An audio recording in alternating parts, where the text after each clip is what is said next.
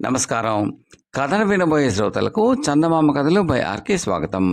ప్రస్తుతం చెప్పబోయే 2 కథల్లో మొదటి కథ వనదేవత హెచ్చరిక. ఒకానొక గ్రామంలో చెమటకుడు అనే వ్యాపారి ఉండేవాడు. ఒక్కసారిగా వ్యాపారంలో అమితమైన నష్టం రావడం వల్ల అప్పుల పాలై ఆయన ఉన్నదంతా పోగొట్టుకుని కట్టుబట్టలతో బికారిగా మిగిలాడు. ఇక ఆ గ్రామంలో నలుగురికి ముఖం చూపించలేక భార్య, 3 పిల్లలతో సహా మరొక గ్రామానికి బయలుదేరాడు. దారిలో ఆయనకు ఒక సాధువు ఎదురై, నీవు చెమటకుడివి కదూ, ఎంత వైభవంగా జీవిస్తూ సాధువులను భక్తి శ్రద్ధలతో సత్కరించేవాడివి, ఇప్పుడు నిన్ను చూస్తూ ఉంటే ఏదో దుర్గతికి గురైనట్టుగా తోస్తున్నది. ఏం జరిగింది చెప్పు నాయనా అని అడిగాడు. చెమటకుడు తన దురదృష్టాన్ని సాధువుకు చెప్పుకున్నాడు. సాధువు వెంటనే, నీ వంటి మంచివాడికి రావలసిన కష్టం కాదిది. అయితే నీవు జీవితకాలంలో ఎప్పుడూ శ్రమ పడకుండా శ్రమజీవుల కష్టం మీదనే బాగుపడ్డావు. కొంతకాలం పాటు శారీరక శ్రమ చేసి జీవించు. మళ్ళీ మంచి రోజులు వస్తాయి. ఆ తర్వాత కూడా శారీరక శ్రమను వదిలిపెట్టకు అని సలహా ఇచ్చాడు. స్వామి, మీ సలహా తప్పక పాటిస్తాను. పువ్వులు అమ్మిన చోట కట్టెలు అమ్మలేక పొరుగురు పోతున్నాను. అక్కడ నేను ఎలా జీవించాలో తమరే ఉపదేశించండి అన్నాడు చెమటకుడు వినయంగా. సాధువు కొంచెంసేపు ఆలోచించి, సుకుమారంగా బతికినవాడివి, అందుకని నీకు ఒక వరం ఇస్తున్నాను. ఇతరులు శారీరక శ్రమతో చేసే ఏ పనినైనా సరే నువ్వు అదే పనిని 10 వంతులు తక్కువ శ్రమతో సాధించగలవు అని చెప్పాడు. చెమటకుడు సాధువు ఇచ్చిన వరాన్ని మహాప్రసాదంగా భావించి ఆయనకు నమస్కరించి భార్య బిడ్డలతో సహా పొరుగురు వెళ్ళాడు. అక్కడ అతను ఒక గొడ్డలి సంపాదించి దాపులనే ఉన్న అడవికేసి బయలుదేరాడు. అయితే ఆ ఊర్లో కట్టెల కొట్టి జీవించే వాళ్ళు చాలామందే ఉన్నారు. వాళ్ళందరూ ఒక్కటై చెమటకుడికి అడ్డు తగిలారు. చెమటకుడు వాళ్లతో వినయంగా, అయ్యలారా, నేను నా భార్య బిడ్డలను పోషించుకునేందుకు వేరే దారి లేక ఈ మార్గం ఎన్నుకున్నాను. కానీ నాకు మీరు అభ్యంతరం చెబుతున్నారు. వేరే మార్గం ఏదైనా ఉంటే తమరే చెప్పండి అన్నాడు. ఇక్కడి దూరంగా వృక్షారణ్యం ఒకటి ఉన్నది. అందులో వంట చెరుకుగా పనికి వచ్చే చెట్లు చాలానే ఉన్నాయి. కానీ అక్కడికి వెళ్ళిన వారు ఎవరూ తిరిగి రావడం లేదు. కారణం తెలియదు. నీవక్కడికి వెళ్ళి కట్టెలు కొట్టి సమీపంలోనే ఉన్న రాజధాని నగరంలో అమ్మితే మంచి ధర పలుకుతుంది అని కట్టెలు కొట్టేవాళ్ళు సలహా ఇచ్చారు. చెమటకుడు భార్య బిడ్డలతో వృక్షారణ్య సమీపానికి చేరుకున్నాడు. అక్కడ ఆయన భార్యతో, నీవు నా కారణంగా చాలా శ్రమ పడుతున్నావు. నీవు పిల్లలు అరణ్యంలోకి రావద్దు. నా కోసం ఒక రోజంతా ఎదురు చూడు. నేను తిరిగి వస్తే మనం హాయిగా జీవించవచ్చు. లేదా నీవు 4 ఇళ్లలో దాసీగానైనా పనిచేసి మన పిల్లలను పైకి తీసుకురా అన్నాడు. దానికి చెమటకుడి భార్య, ప్రమాదకరమైన అరణ్యంలో అడుగు పెడుతున్నారు. ఇలాంటప్పుడే మీకు తోడు అవసరం. బతికితే కలిసి బతుకుదాం. అలా కానప్పుడు అందరం కలిసి బతుకులు ముగిద్దాం అన్నది. కొంత దూరం వెళ్ళాక చెమటకుడు ఒక మంచి వృక్షాన్ని ఎంచుకొని నరకడానికి గొడ్డలి పైకెత్తాడు. మరుక్షణమే ఆయనకి భయంకరమైన నవ్వు వినిపించింది. ఆ మరుక్షణం ఆ వృక్షం ఒక భయంకర ఆకారుడిగా మారిపోయి, నా జోలికి రాకు, నిన్ను నీ కుటుంబాన్ని మింగేస్తాను అనడంతో చెమటకుడు కొద్దిసేపు దిగ్భ్రాంతుడైపోయాడు. పొండి, త్వరగా ఇక్కడి నుంచి పారిపోండి, లేకుంటే నేను మిమ్మల్ని అందరినీ మింగేస్తాను అన్నాడు ఆ భయంకరాకారుడు మరొకసారి హెచ్చరిస్తూ. చెమటకుడు అప్పటికి తేరుకుని, నీవు నన్ను నా కుటుంబాన్ని మింగేస్తానంటే నాకేమీ అభ్యంతరం లేదు. నేను ఇక్కడికి వచ్చింది కట్టెలు కొట్టుకునేందుకు తప్పేమీ చేయలేదు. మనిషి శరీర శ్రమతో జీవించాలనుకున్నప్పుడు వారించడం నీ తప్పు అన్నాడు. వెంటనే ఆ భయంకరాకారుడు తిరిగి మహావృక్షంగా మారిపోయాడు. చెమటకుడు ఈ విచిత్రానికి ఆశ్చర్యపడుతూనే మళ్ళీ గొడ్డలి పైకెత్తాడు. ఆగు చెమటక అన్న మాటలు వినిపించి చెమటకుడు ఆగిపోయాడు. అప్పుడు ఒక దేవత ప్రత్యక్షమై, చెమటక, నేను ఈ వనానికి దేవతను. ఈ వనంలోని వృక్షాలను, జంతువులను నేను సంరక్షిస్తూ ఉంటాను. ఇక్కడ ఉన్న ప్రతి వృక్షాన్ని ఆశ్రయించుకుని ఎన్నో ప్రాణులు జీవిస్తున్నాయి. నీవు మా జోలికి రాకు. సాధువు ఇచ్చిన వరం మూలంగా నీ వద్ద గల గొడ్డలి మహిమగలదయింది.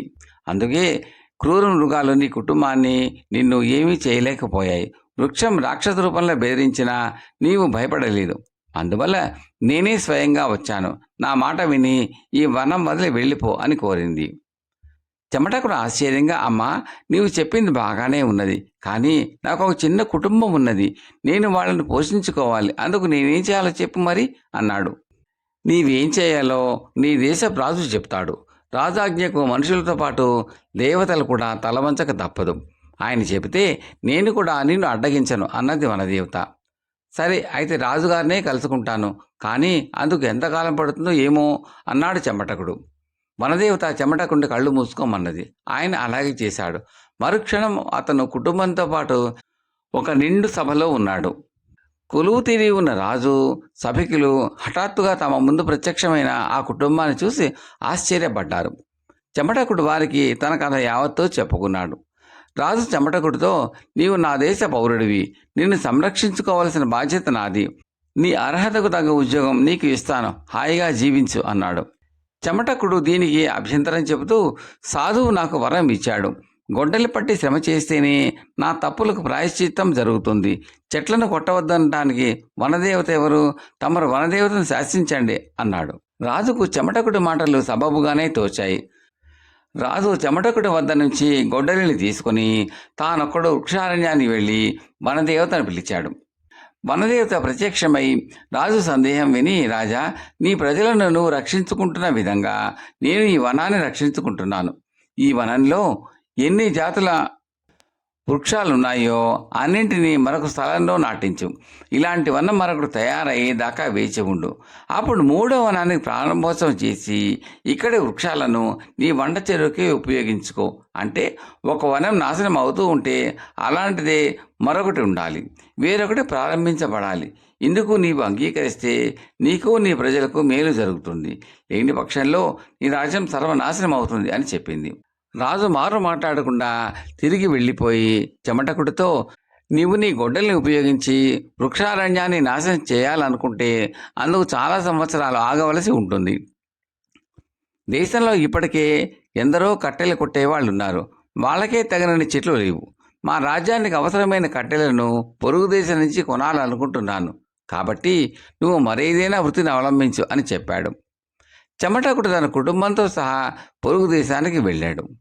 కట్టెలు కొట్టుకునేందుకు అక్కడ ఎలాంటి ఆంక్షలు లేవు. వన ప్రభావం కారణంగా చెమటకుడు 50 మంది శ్రమపడి కొట్టే కట్టెలను తానొక్కడే కొట్టగలిగేవాడు. అందువల్ల క్రమంగా అతడు తిరిగి భాగ్యవంతుడయ్యాడు. తన దేశంలో అంతులేని వృక్ష సంపద ఉండి కూడా హెచ్చు ధరకు పొరుగు దేశం నుంచి కట్టెలు కొనే రాజు తెలివి లేమికి చెమటకుడు నవ్వుకుంటూ ఉండేవాడు. ఈ విధంగా కొన్నేళ్లు జరిగేసరికి చెమటకుడు ఉంటున్న దేశంలో మునుపు ఎన్నడూ లేని కరువు వచ్చింది. వర్షాలు లేక ప్రజలు నీటి చుక్కకై తప్పించిపోయే పరిస్థితి ఏర్పడింది. నీరు లేని కారణంగా పంటలు పండక ప్రజలు తిండి లేక మలమలా మాడిపోసాగారు. క్షామ నివారణ కోసం రాజు యజ్ఞాలు చేయించాడు, ఫలితం లేకపోయింది.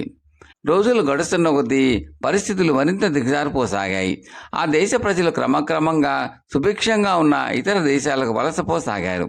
పేదరికం కారణంగా దొంగతనాలు, దోపిడీలు వృద్ధి చెంది సామాన్యులకు ఏమాత్రం రక్షణ లేకుండా పోయింది. ఈ పరిస్థితిలో చెమటకుడు కూడా తిరిగి తన దేశానికి వెళ్ళిపోవాలనుకున్నాడు. ఆ సమయంలో అతడికి ఏదో జబ్బు చేసి ముఖం నిండా మచ్చలు ఏర్పడ్డాయి. వైద్యుడు వచ్చి రోగ నిర్ణయం చేయలేకపోయాడు. ఏం చేయాలా అని చెమటకుడు బాధపడుతూ ఉండగా రాజభటులు వచ్చి ఆయనను తీసుకుపోయారు. తాను చేసిన నేరం ఏమిటో తెలియకుండా చెమటకుడు వారం రోజుల పాటు కారాగారంలో ఉన్నాడు. కారాగారం నిండా ఆయనలాగే ముఖ నిండా మచ్చలు ఉన్నవాళ్లే ఉండడం చూసి అతను చాలా ఆశ్చర్యపడ్డాడు. వారం రోజులు గడిచాక ఖైదీలందరినీ ఒకచోట సమావేశపరిచి రాజు వాళ్లతో, అయ్యలారా, మీ పట్ల క్రూరంగా ప్రవర్తించినందుకు నన్ను మన్నించండి. వనాలు నాశనం చేసే ముందు కొత్త వనాలను సృష్టించాలని నన్ను వనదేవత హెచ్చరిస్తే నేను తాత్కాలిక ప్రయోజనం చూసుకుని ఆ హెచ్చరికను పెడచెవిన పెట్టాను. వనాల కారణంగానే ఏ దేశంలోనైనా వాతావరణం సక్రమంగా ఉంటుంది, వర్షాలు సకాలంలో కురుస్తాయి, మనిషి జీవితం ఏ ఒడిదుడుకులు లేకుండా ప్రశాంతంగా సాగుతుంది. అందుచేత వనాలను సంరక్షించుకోవాలి. ఈ విషయం పొరుగురాజు గుర్తించాడు. అందువల్లనే ఆయన దేశం సుభిక్షంగా ఉన్నది. జరిగిపోయింది ఏదో జరిగిపోయింది. ఇక నుంచి మన దేశంలో వనాలను నాశనం చేసేవాళ్ళు శిక్షింపబడతారు. వనాలను అన్యాయం చేసిన వారందరికీ ముఖాలపై మచ్చలు ఏర్పడతాయని వనదేవత నాకు కలలో కనబడి చెప్పింది అంటూ తన ముఖానికి కప్పుకున్న పల్చడి ముసుగును తొలగించాడు. తనలాగే రాజు కూడా ముఖం నిండా మచ్చలు ఉండటం చూసి చెమటకుడు ఉలిక్కిపడి కళ్ళు తెరిచాడు. ఆయనకు ఎదురుగా వనదేవత కనిపించింది. ఆమె చిరునవ్వు నవ్వి, చెమటక, నా హెచ్చరికను పాటించకుండా వనాలను నాశనం చేస్తే మనుషులు ఎటువంటి కష్టానష్టాలకు గురవుతారో చూసావు కదా. నా హెచ్చరికను పాటించిన రాజులు ఈనాటికి కొందరున్నారు. వారి దేశాలే ఈనాటి ఎడారులు అన్నది. చెమటకుడు వనదేవతకు చేతులు జోడించి, అమ్మా, నా కుటుంబ పోషణకు ఏ వృత్తి అవలంబించమని నీ ఆజ్ఞ అని అడిగాడు. చెమటక, దగ్గర మహిమగల గొడ్డలి ఉన్నదని నువ్వు చెట్లు నరికి కట్టలమే బతకవలసిన అవసరం లేదు. సాధువు ఇచ్చిన వరం ఉన్నది కదా. నువ్వు నాగలి పట్టి పొలం దున్ని వ్యవసాయం చేసినా ఇతరుల కన్నా 10 ఎక్కువగా పండించగలవు అన్నది వనదేవత. చెమటకుడు తిరిగి గ్రామం చేరాడు. అక్కడ ఆయనకు బీడుగా పడి ఉన్న వ్యవసాయ యోగ్యమైన ఎంతో భూమి కనిపించింది. అక్కడ అతడు వ్యవసాయం ప్రారంభించి కొద్ది కాలంలోనే దారిద్ర్య బాధ నుంచి బయటపడి భార్యాబిడ్డలతో సుఖంగా జీవించాడు. కథ సమాప్తం. రెండవ కథ, ముగ్గురు సన్యాసులు. చాలా కాలం క్రితం ఒక దేశాన్ని ధర్మపరుడైన రాజు పరిపాలిస్తూ ఉండేవాడు. ఒకనాడు ఆ రాజు వద్దకు ఒక సన్యాసి తన 2 శిష్యులతో వచ్చాడు. రాజు ఆ సన్యాసికి ఒక ఆసనం చూపి అతిథి మర్యాదలన్నీ చేసి ఆయన వచ్చిన పని అడిగాడు. రాజు చూపిన ఆసనం మీద తన జింకతోలు పరుచుకుని కూర్చుని ఆ సన్యాసి, నేను నా 2 శిష్యులతో తపస్సు చేసుకోవడానికి హిమాలయాలకు పోతున్నాను. ఈరోజు మీ భిక్ష స్వీకరించి పోదాం అనుకున్నాం అని చెప్పాడు. మీకున్నది ఈ 2 శిష్యులేనా అని అడిగాడు రాజు. శిష్యులుగా ఉంటామని చాలామంది వచ్చారు రావటానికి, కానీ వాళ్ళంతా అర్హులు కారు. అందుచేత వీరిద్దరినే వెంట ఉంచుకున్నాను అన్నాడు సన్యాసి. అంతలో రాజు ఆస్థానానికి మరొక సన్యాసి వచ్చాడు. ఆయన వెంట 8 మంది శిష్యులు ఉన్నారు. రాజుగారు ఆయనకు కూడా స్వాగతం తెలిపి కూర్చోవటానికి ఆసనం చూపి ఆయన వచ్చిన పని అడిగాడు. ప్రపంచ క్షేమం కోరి దేశ సంచారం చేస్తున్నాం. నిన్ను అనుగ్రహించి వెళ్ళాలనిపించి ఇలా రావడం జరిగింది అన్నాడు రెండవ సన్యాసి. ఇంతలో మూడో సన్యాసి ఆడంబరంగా పల్లకీలో వచ్చి దిగాడు. ఆయన వెంట 12 మంది శిష్యులు ఉన్నారు. ఆయన ఆస్థానంలోకి అడుగు పెడుతూనే, విజయీభవ, దాన ధర్మ ప్రవీణుడు అనే కీర్తి నీకు శాశ్వతంగా దక్కుగాక అని రాజును ఆశీర్వదించాడు. రాజు ఈ మూడో సన్యాసికి కూడా స్వాగతం తెలిపి ఒక ఆసనం చూపాడు. తగిన మర్యాద చేశాడు. ఆయన శిష్యులు తమ గురువు గురించి చెబుతూ, సన్యాసులకు చక్రవర్తిని, అష్టసిద్ధులు ఆయన పొందినవాడని, ఆయన సంతోషపెట్టడం రాజుకు రాజ్యానికి ఎంతో క్షేమమని రాజుతో అన్నారు. కొంతసేపు అయ్యాక రాజు ముగ్గురు సన్యాసులను వారి శిష్యులను భోజనశాలకు తీసుకుపోయాడు. అందరికీ పళ్ళాల్లో దివ్యమైన భోజన పదార్థాలు వడ్డించారు. మొదటి సన్యాసి కళ్ళు మూసుకుని తన పళ్ళ నుంచి 3 ముద్దలు తీసుకుని తిని లేచి చేయి కడుక్కున్నాడు. అతని 2 శిష్యులు కూడా అలాగే చేశారు. అదేమిటి, భోజన పదార్థాలని వదిలేశారు, రుచిగా లేవా అని రాజు మొదటి సన్యాసిని అడిగాడు. రుచి మాట దేవుడెరుగు, కడుపు నిండింది, తృప్తి అయింది అన్నాడు మొదటి సన్యాసి. రెండవ సన్యాసి అతని శిష్యులు తమ పళ్ళెలోని పదార్థాలని పూర్తిగా తినేసి అడిగి పెట్టించుకోవడం భావ్యం కాదనుకుని లేచారు. మూడో సన్యాసి అతని శిష్యులు మాత్రం పళ్ళెలు ఖాళీ చేసి ఇంకా వడ్డించండి అని వడ్డన వాళ్లకు సైగ చేశారు. ఇంకా లేదు అన్నట్టు వడ్డన వాళ్ళు సైగ చేశారు. రాజుగారింట్లో కూడా తిండి కరువేనా అని గొణుగుతూ మూడో సన్యాసి లేచాడు. భోజనాలు అయిపోయాక రాజు ముగ్గురు సన్యాసుల ముందు 3 పళ్ళెలోంచి స్వీకరించండి అన్నాడు. ఒక్కొక్క పళ్ళెల్లోనూ 1000 నాణాలున్నాయి. మొదటి సన్యాసి తన ముందున్న పళ్ళెం కేసి ఒకసారి చూసి తన శిష్యులకు సైగ చేశాడు. వాళ్ళు ఆ పళ్ళాన్ని తీసుకుని బయటికి వెళ్ళిపోయారు. రెండవ సన్యాసి తన ముందున్న పళ్ళెంలోని నాణాలను శ్రద్ధగా ఎంచి వాటిని తన శిష్యులకు వ్యత్యాసంగా పంచిపెట్టాడు.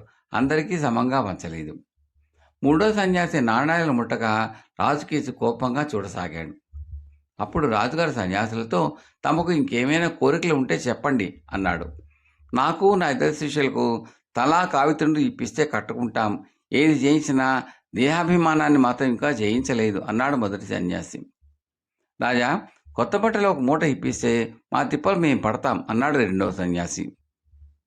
మూడో సన్యాసి మటుకు, రాజా, నీ నకవనీయాలకు నేను మోసపోయేవాడిని కాను అని హుంకరించాడు. రాజు ఆశ్చర్యంగా, దీనికి నా వల్ల ఏం తప్పు జరిగింది అని అడిగాడు. ఒక తప్ప, నీకు తారతమ్య విచక్షణ లేదు. ఆకలి మందగించిన జబ్బు మనిషికి నాకు ఒకే విధంగా భోజనం పెట్టావు. నా ఆకలి కూడా తీర్చలేకపోయావు. వాళ్ళిద్దరి కన్నా హీనమైన ఆసనం నాకు ఇచ్చావు. శిష్యులు ఇద్దరున్న వాడికి నాకు ఒకే రకంగా కానుకలు ఇచ్చావు. అయింది ఏదో అయింది. నాకు నా 12 మంది శిష్యులకు తలా ఒక 1000 నాణేలు కొత్త బట్టలు ఇచ్చావా? నిన్ను క్షమించి దీవించి పోతాను.